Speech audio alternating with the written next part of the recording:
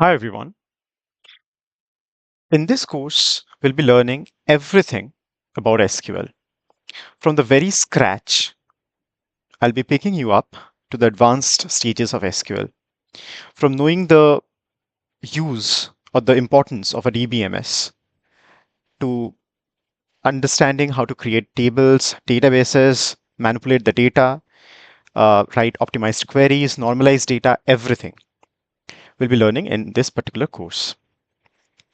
So basically, this is going to be your one-stop course for SQL, right? Now that said, let's dive into the course. But before moving into the course, I would like to give you a fun fact. So a lot of us call this as SQL. Some of us call it as SQL. What is true? I believe you have heard the two terms from me in this particular span of monologue that I have been giving. So what is this basically? As you can see from the abbreviations, it's not wrong to say it is SQL, right? But then why come some people call it as SQL? Well, it actually dates back. I do not exactly remember the year, but then IBM, when it first launched it, they used to call it as SQL, which stood for Structured English Query Language. And the name was SQL. But due to certain trademark issues, it had to shorten its name to SQL, which now stands for Structured Query Language. And therefore, if you're talking about, officiality, then it should be pronounced as SQL. But again, it's just a namesake. So you can call it as SQL, SQL, both of them together. Doesn't really matter as long as we understand. But that said, the official name is now SQL, right? If that is clear, let's actually dive into the course.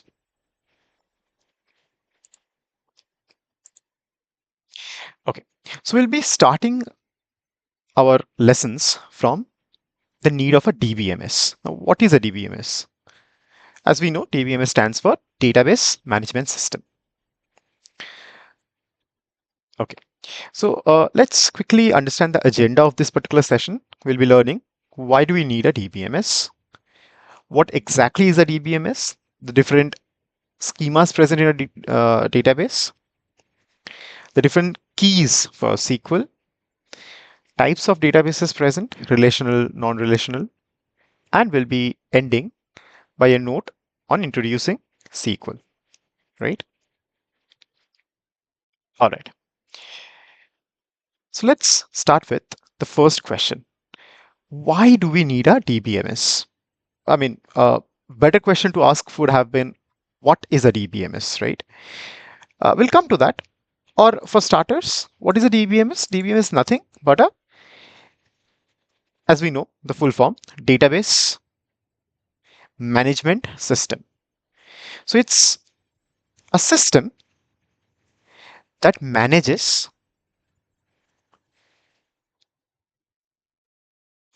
database. What is a database? A database is nothing but a collection of data. Think of it as a warehouse, right? Wherein you store. So speaking in terms of, let's say, uh, e-commerce, right? We have warehouse where we store all the sort of goods that we would want to sell. So consider DB to be this particular warehouse. And the system that manages this particular warehouse is called as DBMS or Database Management System. Now, why do we suddenly got to have this particular usage of a DBMS? Well, let's understand everything via gamification or scenario-based learning, which would also give you a practical understanding of how things work in the industry, right? So let's take this particular scenario into place. John runs an e-commerce company across India. He manages all his business data with spreadsheets. I would want to believe that people who have come to learn SQL have a decent knowledge about The spreadsheets. Spreadsheets maybe, uh, there are different types of spreadsheets. The most common being Excel, Microsoft Excel.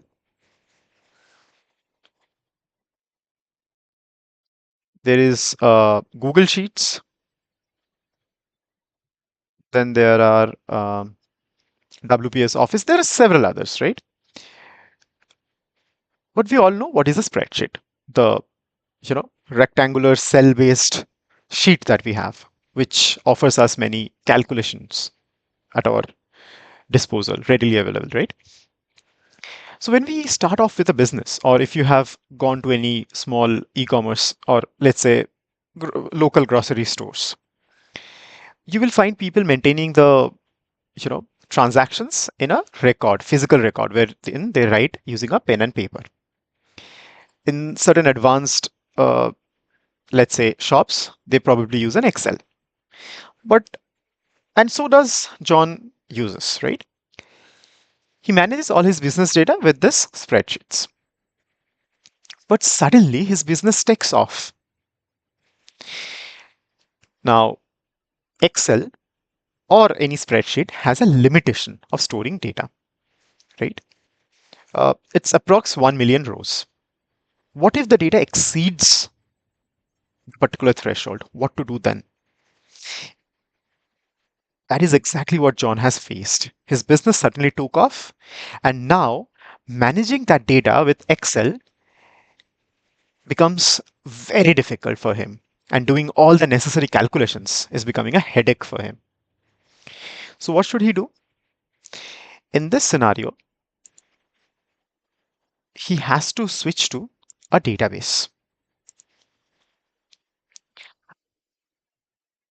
Now, unable to manage massive data with Excel, that's what he faces.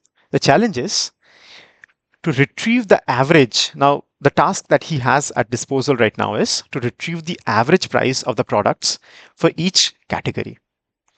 How to do that using Excel? The very first problem that he faced was maintaining the records.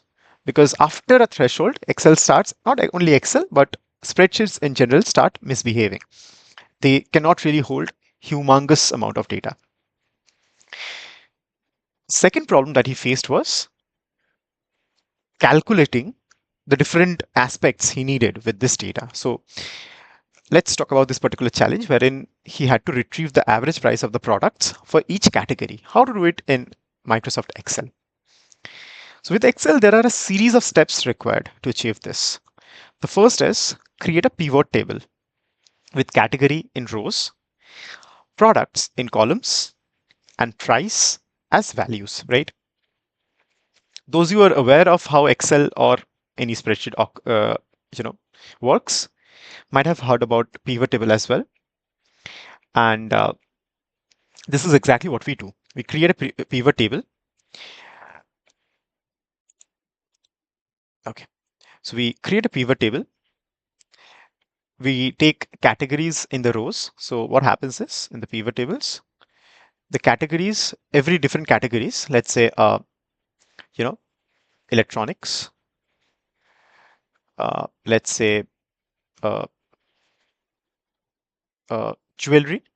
I'm just giving some sort of name from the randomly from my mind.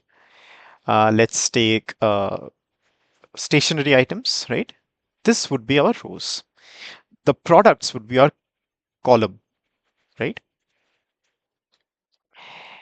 So let's say uh, I misinterpreted. I'm sorry. So basically, when we say rows, the different rows will have the categories. So let's say electronics over here, uh, jewelry over here, and stationery over here. Here we'll have the name of the products. So let's say laptop, right? Let's say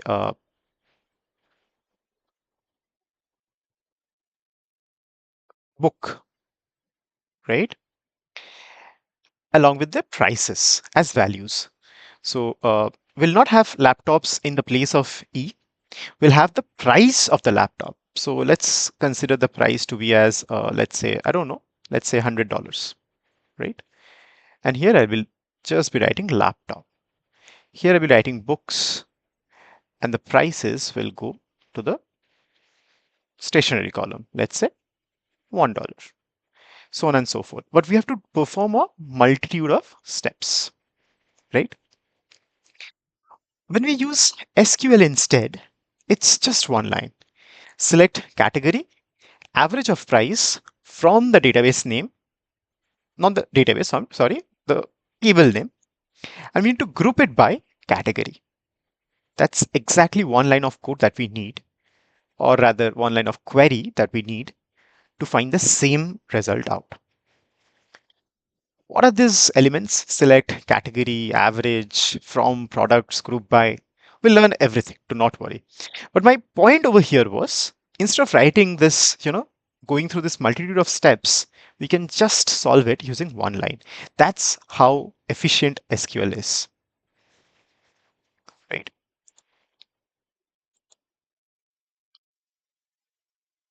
Quick comparison on SQL versus Excel. So dealing with large data, Excel may struggle to handle large data, right? It is not very efficient when the data becomes really large, leading to a slow performance and potential crashes. At times, it does crash as well. Using DBMS, SQL databases can handle vast amount of data with ease, allowing us to retrieve filter data, as I said, with ease, even from large data sets. Complex queries. The first point that I discussed here.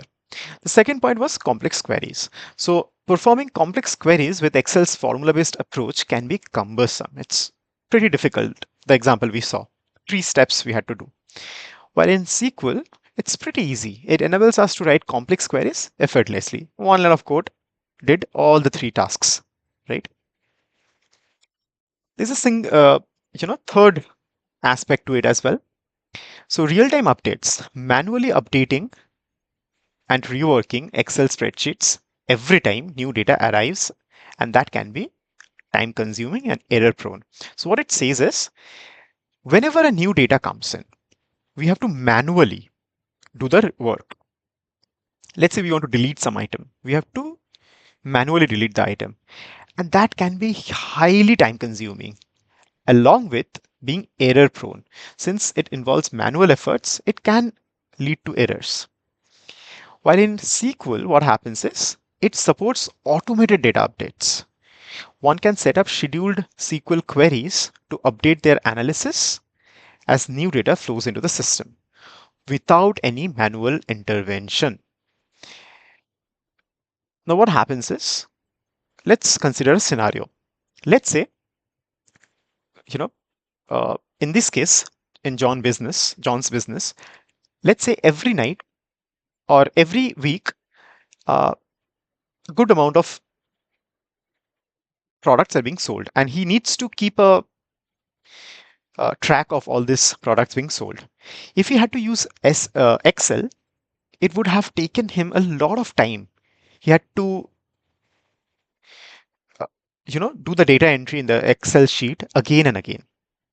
While in SQL, he can just write a batch process, stored procedure, an automated query, wherein every period, a given threshold period, let's say it as a 1 day or maybe a week, all the data would be flowing into the database.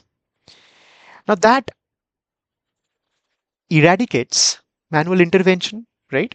No manual efforts is needed. Therefore, it now becomes very fast, efficient, less costly because machines are less costly, and most importantly, error free. Manual intervention is prone to error, while machines are error free. So this becomes one of the most important factors, along with the cost part as well. Again, fast, efficient, everything is important, right? So this was a generic comparison between spreadsheets and SQL, and why would one want to move to SQL from an Excel. right?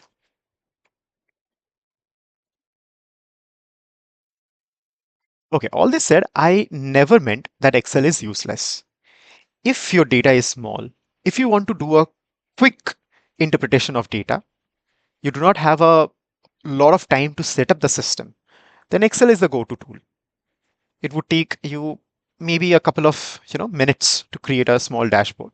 But for SQL, setting up the DB takes a bit of time. So for complexities, for long time future perspectives, SQL is the game changer. But for your own expenses, if it's not a business, if you have a less amount of data, then you can go to any spreadsheet as such. Hope that made sense. Now coming to the DBMS. What is a DBMS? As we understood the basis of a DBMS, right? Why do we need a DBMS? We also understood that. What exactly does a DBMS do? What is it? So as it says, a DBMS, or rather a database, is the headquarter or the base for data. It is like our neat and organized bedroom wardrobe. So in our wardrobe that we have, we organize our clothes in a very neat and organized way, right? So that we can find whatever clothes we need. We need a tracksuit, we have it. We need a, let's say, half pant, we have it. We need a salwar for girls, we have that as well. But since it's organized, it's very easy for us to gather what exactly we want, right? Similarly, a database is very organized.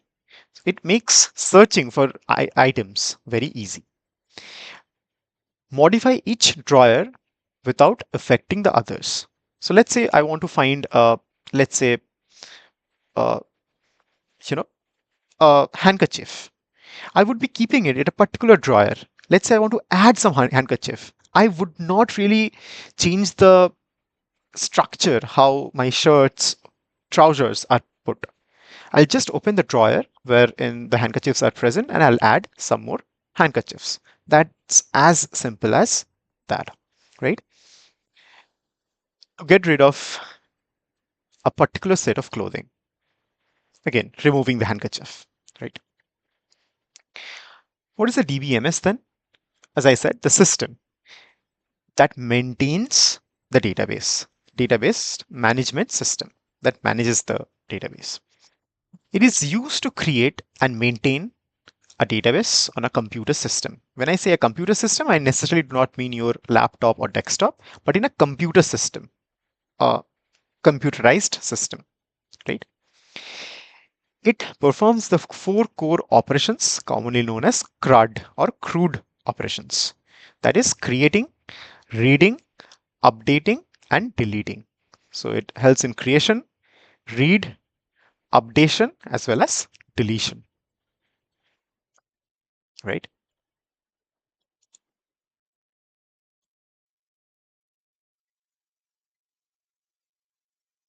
Well, let's come back to the scenario that we were talking to. So this was just for the understanding, but I hope you remember the scenario. John, who was running a e-commerce store across India,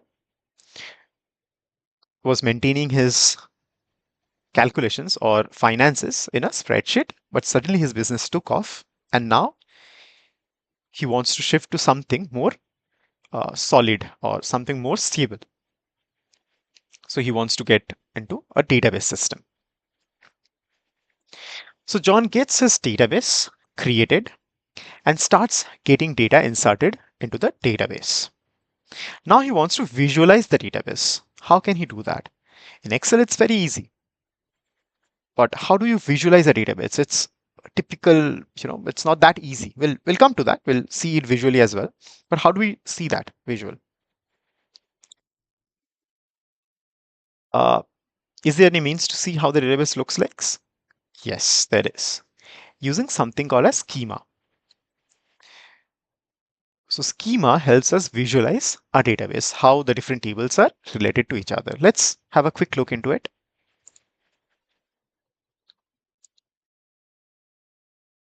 So this is exactly how a schema looks like, right? If you see closely, there are 5 tables. First table is called as customer table. Second is order detail table. Then we have the orders table. We have products table and we have category table. All these 5 tables are interconnected with each other. If you see these lines. So customer table is connected to the orders table via one-to-many connections. Or we cannot really say it's one-to-many or not, just by this symbol.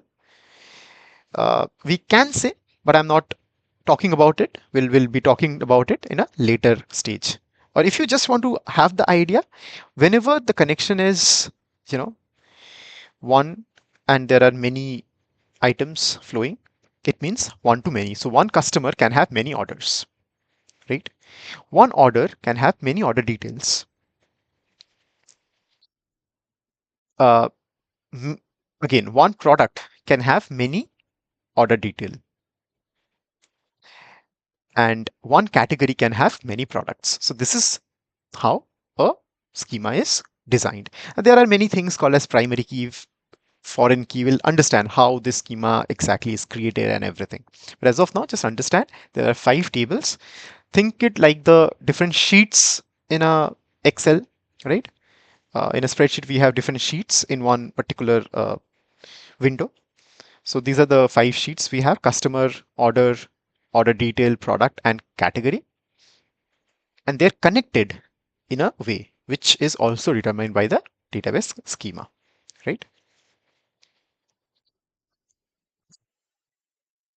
Database schema is a blueprint that defines how the data in a database is organized and structured. It defines the tables, the columns, the tables that are these 5 tables, the columns, these are the columns: customer ID. So customer table has the following columns: customer ID, first name, last name, email, and email. Okay. Order detail has this 3 columns named as order ID, product ID, and quantity, so on and so forth, right? So it also tells us the different columns it has. It tells us the relations, that is how connections are made. As I said, customer to order is one to many. One customer can have multiple orders. The different constraints it might have. What are a constraint? The primary key for foreign key determines the different constraints that might be possible. So for instance, a primary key can never be null, which means this customer ID column can never have a null value, right? Other elements of the database like permissions, indexes, stored procedures, views, associated securities, several other things. So what do we learn from this particular thing? A schema is nothing but a visual representation of how our data looks, and it defines the database, telling us all about the different tables that are present, the columns, the relationships, the different constraints it has, how many views, permissions, indexes, whatever not is present in this particular tables. That is what we get from a database schema, right? I hope you understood.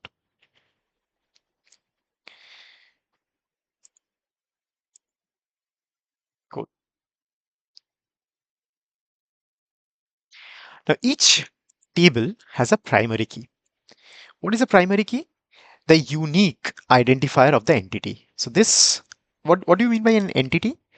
The table, corresponding table, is called an entity. So primary key is an unique identifier of this table, which means all the different data present in, you know, inside the customer ID column should be unique and not null. As a result of which, it can uniquely determine every column. Maybe things are not very clear because we are not visually seeing this. I'll come to this as soon as I move to the MySQL workbench, right? As of now, just understand. Primary key, abbreviated as PK, primary key, is the unique identifier of the entire entity, the table. The product table, amongst many, also has a foreign key. So product table has a primary key as the product ID, which means all the product ID would be different. It also has a foreign key, which is category ID, which establishes a relation with the category table. So the product table is related to the category table via the foreign key, that is category ID. So the category ID in product relates to the category ID in category, which is the primary key of the category table.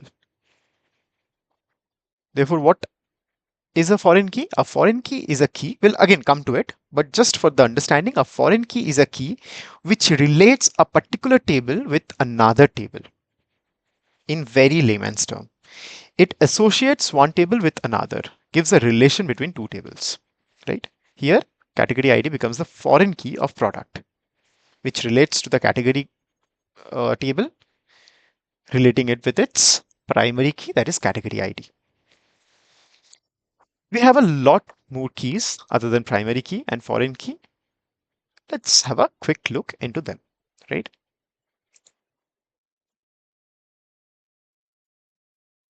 Okay. So what are the different keys that we have? As I said, what is a primary key? A primary key is a column or a combination of columns. So it necessarily should not be thought as a unique column. I mean, it is a unique column, but not a single column. It can be a combination of many columns as well. The conditions that that a key should fulfill to be qualified as a primary key are: it should be uniquely identifying all the rows in a table. So it should uniquely identify each row in a table.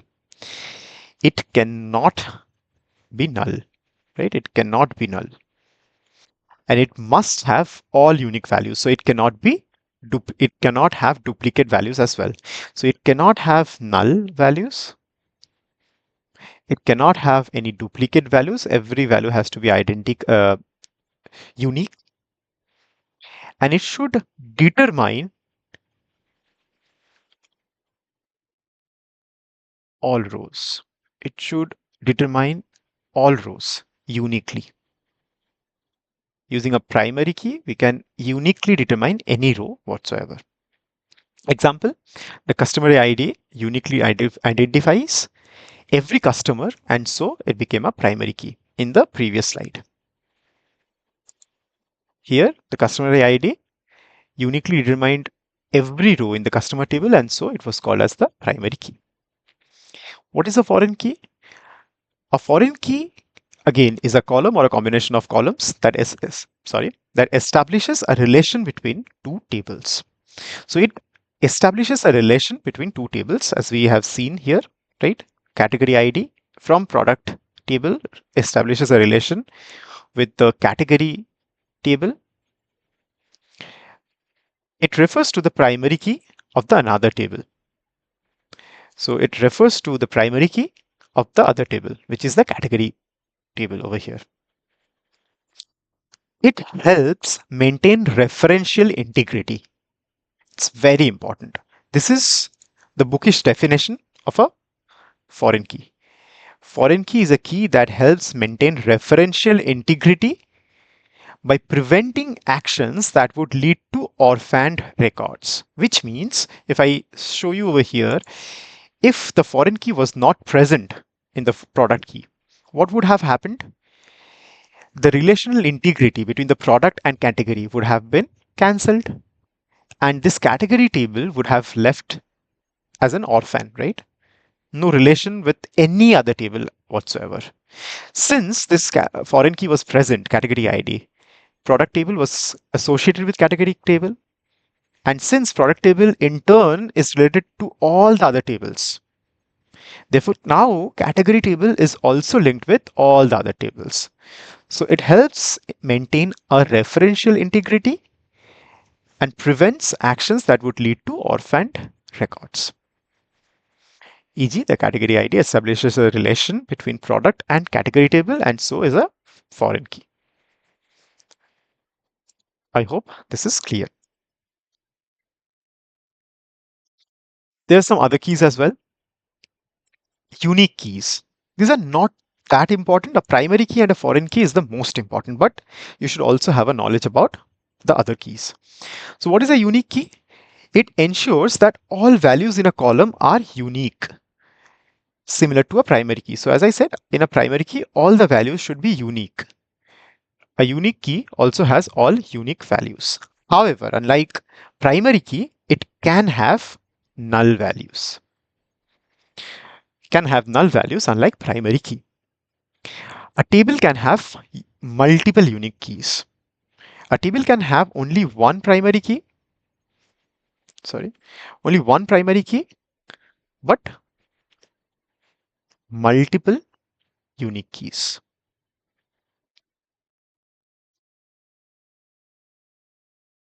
So a unique key is like a primary key, just that it can have null values and it can exist in multitude in a particular table.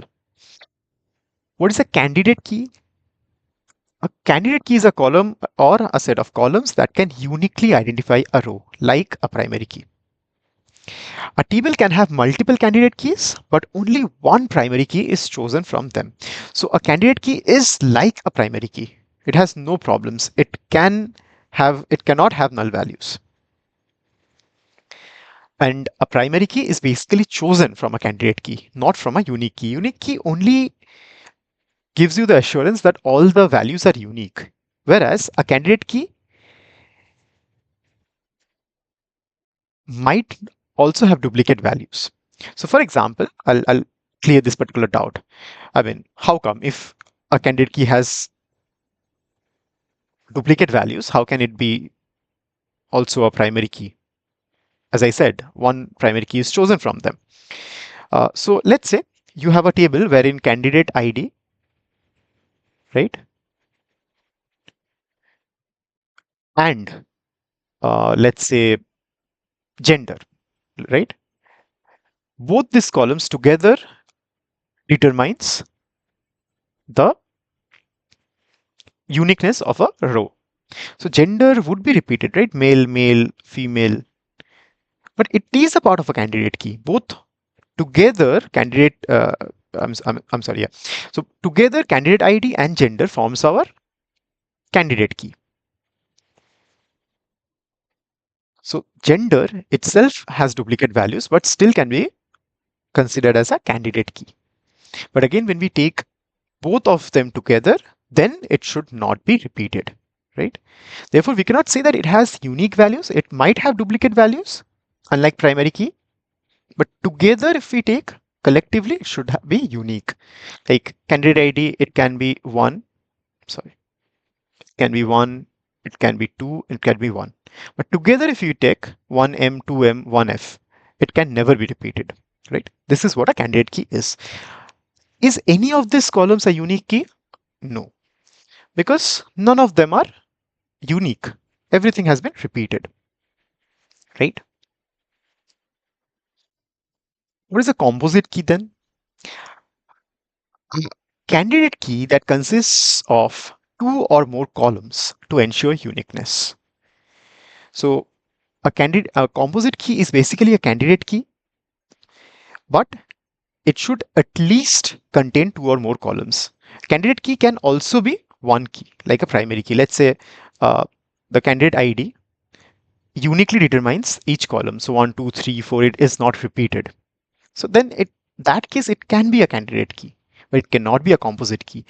For a candidate key to be qualified as a composite key, it has to contain at least two or more columns to ensure the uniqueness. I hope this makes sense. A bit of confusion, a bit confusing, I'm sorry, but still it's understandable, right? So let us quickly recap what are the differences between unique key, candidate key, and composite key.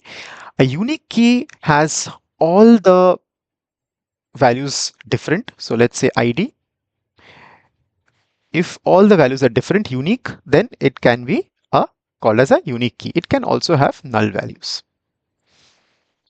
A candidate key, on the other hand, cannot have null values, and it has to uniquely determine each row.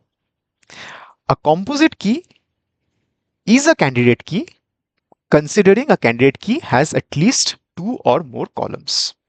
I hope this is now very, very clear. What is an alternate key? An alternate key is a candidate key that is not chosen as a primary key. So there might be several candidate keys, right? There might be several candidate keys.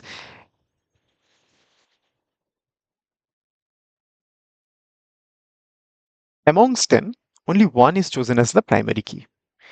All the rest becomes our alternate keys. I hope this makes sense. There's another concept called as the super key, which is we'll come to it whenever we require. It's not that important. If I tell you right now, everything will be confused. So this is the last key that we have, but it's not at all that much important, right? Primarily speaking, the most important keys are primary key and foreign key. Primary key uniquely determines each row in a table, while foreign key maintains the relational integrity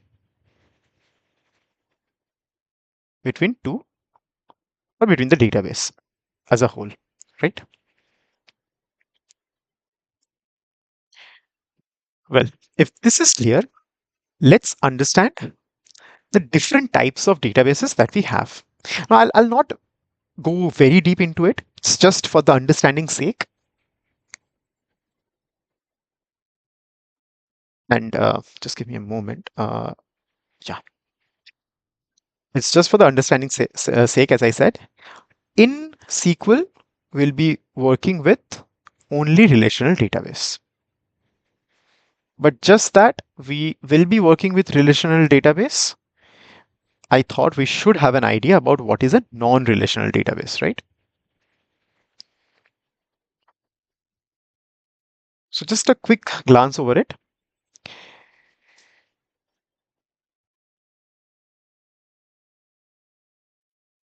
I think we have yeah, this is the difference between a relational and a non-relational database. So in relational database, data is organized into tables with rows and columns. This is the one single important difference between relational and non-relational. Rows represent a record, columns represent a field, right? In non-relational database, uh, in non-relational database uh, or NoSQL database, it stores data in the form of audio, video, PNG. I mean, image files, not PNG only. It can be JPG as well. So image files, PDF files. Don't know if you guys know or not. PDF is a different kind of a file altogether. Let's not discuss all these things. I mean, this is beyond the scope of our discussion altogether. But yes, as I said, uh, a non-relational database is not a tabular column having rows and columns. It can have audio, video, image, PDF, so on and so forth.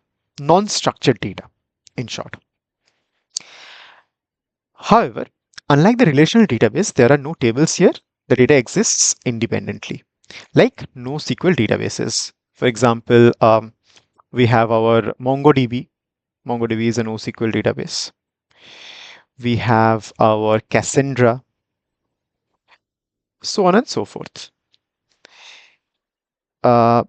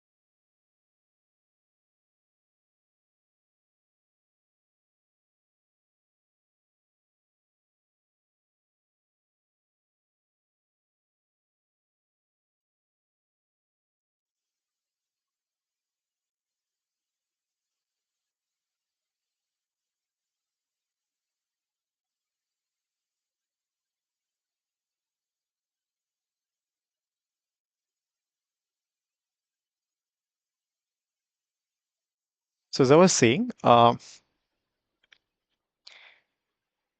databases have examples as in MongoDB, Cassandra, so on and so forth. For relational database, we have MySQL, SQLite 3. Uh, Again, there are many more as well. All right, cool.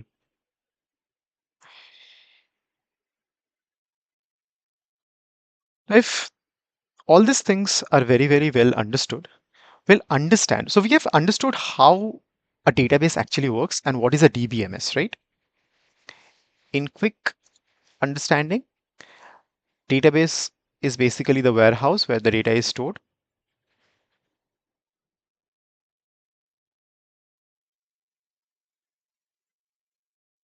And DBMS is a system that governs or manages the DB.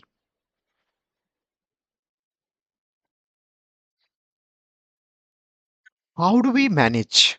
Using some sort of code or query language, right? This is where SQL comes into place.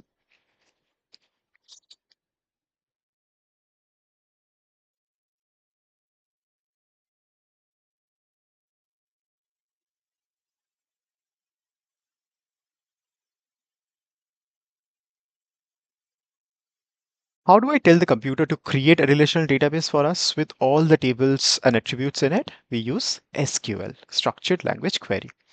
So SQL is a special language used to communicate with and manage the databases. All right.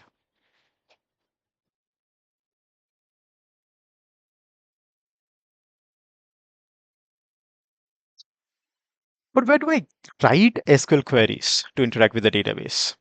There must be some sort of a interpreter or something. Well, there are various SQL databases used in the industries like MySQL, PostgreSQL, SQLite, etc. With MySQL being the most popular choice in the industry, we will use MySQL because, as I said, it's the most popular choice. And again, this is an open source, free to download. So we'll use this. To use SQL, we'll have to download the MySQL Workbench. Let's understand how the process is. So when you click on this particular link,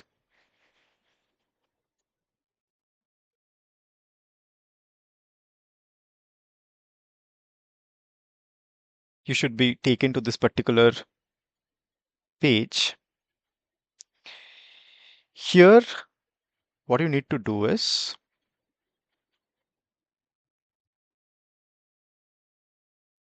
okay, go to downloads over here, go to MySQL Community GPL downloads and click on MySQL installer for Windows. Click on this particular download. I will not download because I already have it in my system. When you click on this download, it will download the product, right? And once it's downloaded,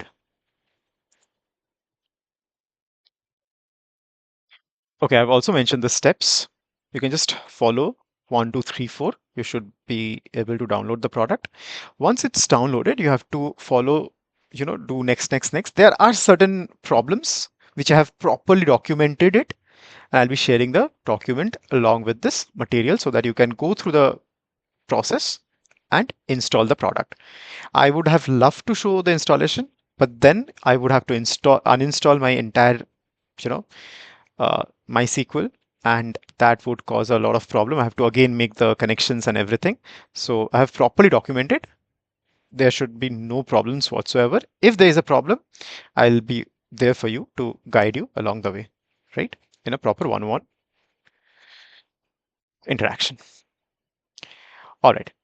So the task after this would be complete the installation of MySQL. From the next session, we'll be learning how to create the databases, right? I hope you had a great time. Bye guys. See you in the next lecture.